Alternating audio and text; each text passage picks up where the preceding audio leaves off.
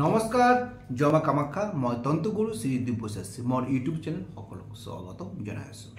মিথুন ৰাশি মে মাহ কেনেকৈ যাব আলোচনা কৰিম। প্ৰথমে আলোচনা কৰিম আপোনাক হেল্থ, এডুকেশ্যন, লাভ, প্ৰেম, marriage life, business, luck, financial আৰু ৱৰ্ক প্লেছ, কৰ্মস্থান আৰু উপাৰ্জন কি কৰিলে ভাল ফল পাব। যি আছে হৰস্কোপত, না নেগেটিভ না পজিটিভ, যি আছে হৰস্কোপত আলোচনা কৰিম। মিথুন রাশি প্রথম লগ্ন মানে লগ্নর যে রাশির যে মালিক সে বুধ বহি আছে আপনার দশম স্থানত, আপনার নিচস্থভাবে বহি আছে, আপনার লগতে রাহু বহি আছে আর মঙ্গল বহি আছে। 11 মে আপনার বুধ ট্রান্সফার হয়ে আছে 11 নম্বর ঘর যাব। তো এই 11 মে লৈকে 10 মে লৈকে আপনাকে হেলথ লৈ বহুত কেয়ার করতে হবে। বুধ আর রাহু কানেকশন পেটের প্রবলেম হব অথবা স্কিনের প্রবলেম হব, আপনার হলো লিভার ফাংশনের প্রবলেম হব, অকমান কেয়ারফুল থাকবে। কিন্তু যদি মঙ্গল বহি আছে অকমান সৰু সৰু এক্সিডেণ্ট হ'ব হোৱা সম্ভাৱনা, অকমান বিপদ আহিব পাৰে, তো অকমান কেয়ারফুল থাকিব। কিন্তু 11 মে যে বুধ ট্রান্সফার হব তো ইমান প্রবলেম নহয়। তারপরে আছে এডুকেশন, পঞ্চমপতি মালিক শুক্র বহি আছে নাশস্তভাবে রবির লগত বহি আছে। রবি শুক্র আপনার দরিদ্র যোগ হয়ে আছে। তো শুক্র যদি রবির লগত বহি থাকে তুঙ্গস্থ রবি, তো শুক্র নাশস্থ মানে অকমান আপনার ইমবেলেন্স থাকিব। যেটাকে আপনার ফর্ম ফিল আপ বা আপনার নিউ এডমিশন যদি ল'ব যদি ভাবি আছে বা এডুকেশন কাৰণে কিবা কৰিব ভাবিছে, তো 19 মে যেতিয়া শুক্ৰ ট্ৰান্সফাৰ হব নিজ ঘৰত আহিব।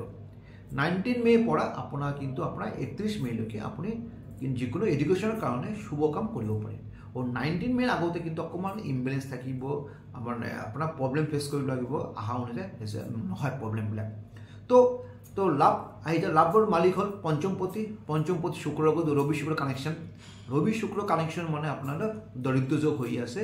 তো দুজনের মধ্যে একটা বিলিভ যাবার ট্রাস্ট যেটা থাকিব না অকমান কমি যাব। কিন্তু তো এইখিনি কিন্তু এটা কিন্তু খুব আপনার কিন্তু ভাইটাল ব্যাপার। যদি আপনার ইমান বছর সম্পর্ক যেটা আছে আপনার অকমান কিবা অকমান থার্ড পার্সন হোক বা নিজে কিবা ভুল বুঝা বিচার অকমান আপনার যেটা সম্পর্ক ব্রেক একটা প্রবলেম আহিব। অকমান আপনার যদি এনেকা প্রবলেম হয় তো আপনার কিন্তু দুজনে বহি আলোচনা কৰি কথা এনে খং কৰি বা ইমান দিনের পুরোনো সম্পর্কটো ব্রেকআপ করা উচিত নহয়। তারপরে আহিছো আমি লাইফ পার্টনার আহিছো। লাইফ পার্টনার ক্ষেত্রে আহিছো বৃহস্পতি 11 মে আপনার আপনার 11 পৰা আপনাৰ 11 ঘৰৰ পৰা 12 নম্বৰ ঘৰত আহি আছে মে মাহৰ 1 তাৰিখ। গোটেই 1 বছৰ থাকিব। বিগ ৰাশি ঘৰত 12 নম্বৰ ঘৰত থাকিব, 1 বছর থাকিব। তো 7 নম্বর হল মারক, আর মারক বহি আছে আপনার দ্বাদশ। তো আপনার কিন্তু লাইফ পার্টনার ক্ষেত্রে কিন্তু অকমান বিজনেস হোক বা আপনার যিকোনো কাম কর্মস্থান হোক প্রবলেম ফেস করব। আর যোনে বিজনেস করে আছে বা কর্ম ডেইলি ইনকাম করে আছে তো কিন্তু এইখিনি 1 মাহ কিন্তু আপনার কিন্তু প্রবলেম ফেস করব লাগবে। কিন্তু যেতিয়া আকৌ 19 মে শুক্র ট্রান্সফার হয়ে আছে, 14 মে রবি ট্রান্সফার, রবি শুক্র আর বুধ আর রবি বৃহস্পতি শুক্র কানেকশন হয়ে আছে।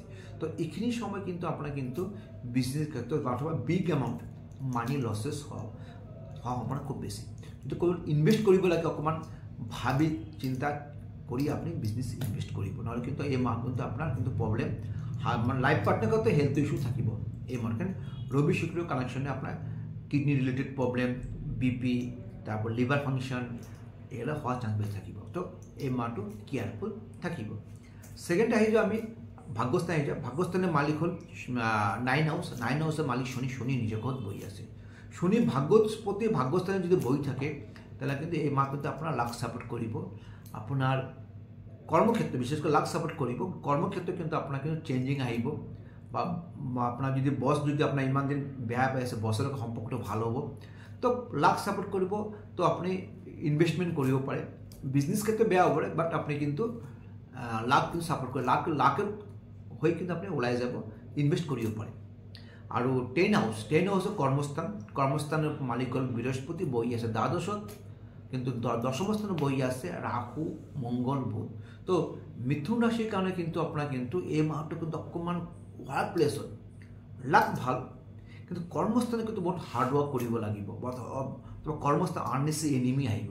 তো এইখিনিৰ পৰা অকণমান কেয়াৰফুল হ'ব লাগিব কিন্তু আৰু এটা টটকা দি আছোঁ টটকাটো কৰক 3 পিচ দুবৰি বন অলপ আদা গণেশ মন্দিৰ দান কৰিব ভাল ফল পাব যদি মোৰ ভিডিঅ' ভাল লাগে লাইক এণ্ড শ্বেয়াৰ কৰিব পাৰে